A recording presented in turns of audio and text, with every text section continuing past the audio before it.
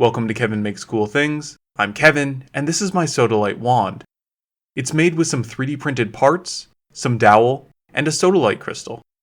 This is the second in a series of projects I'm doing which incorporate real crystals. The first in that series was a 3D printed agate clasp, which I made for a Harry Potter Halloween costume. I decided to make a wand this time, instead of some other object, for two reasons. First, wands are an awesome project. They're big enough to be satisfying, but not so large that they're impractical to build and store. Second, they're a great chance to be creative. I would find it stressful to sit down and plan out an artistic piece from scratch, but making something like a wand addresses that. It's kind of like decorating a gingerbread house or carving a jack-o'-lantern. You have a rough starting place, but then you get to put your own spin on it. It makes it a very accessible project, especially if you're trying something new. I started the design process by asking, where should I put the crystal? The obvious options are the base, the center, and the tip. I knew right away that I didn't want the crystal to be on the tip. There's nothing wrong with that design, I just don't care for it. I decided to put the crystal in the center of this wand and make another wand, which I'm still working on, with the crystal at the base. You'll probably see it in a few months once I finish it. I decided to go with a 1.2-inch polished Sodalite sphere from fossilera.com. They had crystal spheres that were larger and smaller, but this seemed like the right size for this design. I wanted something that was big enough to serve as a centerpiece, but not so large that it was distracting or impractical. Designing the rest of the wand was a lot of fun. With wands, I normally look to Harry Potter for inspiration, but since Harry Potter wands don't generally involve crystals, I had to look elsewhere. My design was influenced by two series. Record of Grancrest War, which features wands with crystals in the center, and Star Wars, specifically Count Dooku's lightsaber. I love the curved handle of Count Dooku's lightsaber. Most wands you see are straight, and there's no right way to hold them, but that's not the case if the handle curves. I decided to curve my wand's handle, and I even added this bulge, all to change the way you hold it. It's not a fancy ergonomic grip, but it does feel surprisingly nice in your hand. I knew I wanted to incorporate some sort of colorful flair into my wand.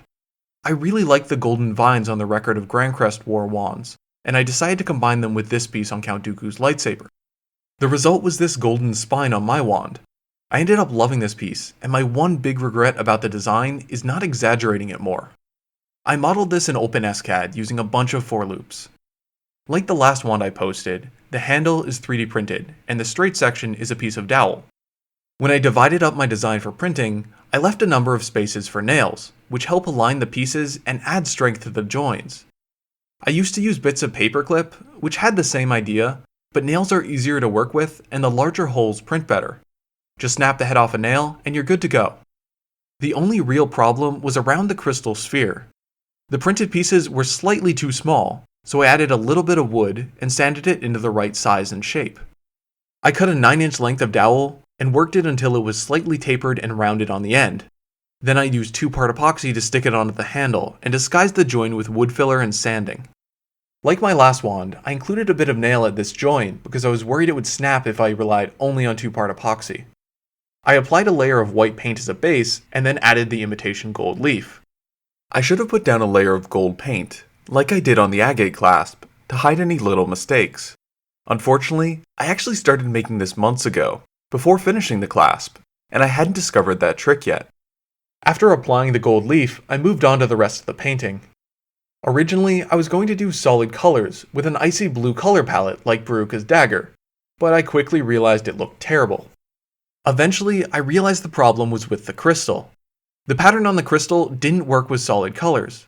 After some experiments in GIMP, I decided to go with a granite-like pattern for the rest of the wand. I looked up some tutorials and started painting. The biggest challenge was the veining. The tutorials are generally for painting imitation marble patterns on canvases or countertops, not cylindrical surfaces. I just did the best I could, and it turned out alright. To wrap up the project, I covered everything except the crystal in a layer of gloss Mod Podge. With that, it was finished.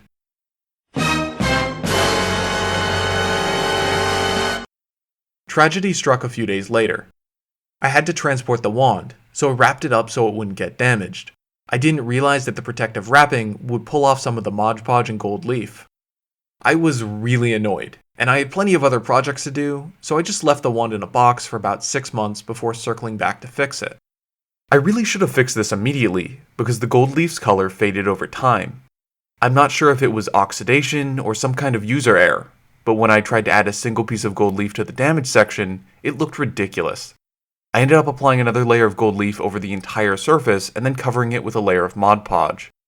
I don't feel great about this fix, and it doesn't look great up close, but I was so frustrated with this project I wanted to get at least a few nice pictures out of it. And with that, it was done. Again.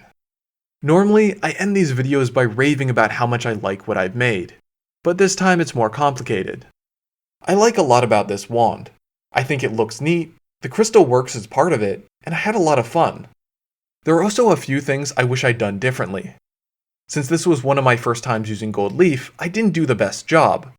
Up close, I can see little spots that I missed. I'm also frustrated that I let it get damaged. I'm still gonna call it a successful project. It's one of those things where I look at it and think, wow, I could do a way better job if I made it again. As frustrating as that can be, it's also really encouraging because it reminds me that I'm improving. If you want to make your own, I've included a link to the files in the video's description. If you want to support the channel, then please like and subscribe.